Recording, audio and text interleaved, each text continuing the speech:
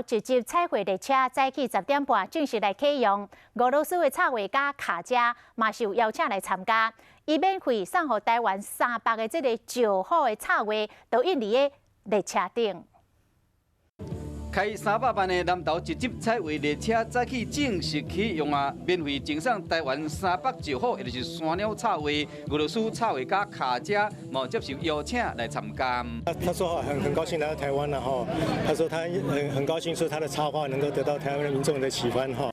交通部长林佳龙冇参加，伊坐伫卡佳的边啊，用现学的俄罗斯话甲伊开讲。部长，你练习多久？ 典礼结束了后，卡佳嘛甲大家做伙坐彩绘列车听导览，了解规条列车设计主题甲元素。本来外形像白的就好山鸟图嘛，拢已经换掉啊。卡佳伊送的就好山鸟的插图也已经印伫壁顶，看起来真古水、真活泼。主办单位嘛送伊金蕉造型的环保袋啊，互卡佳真欢喜。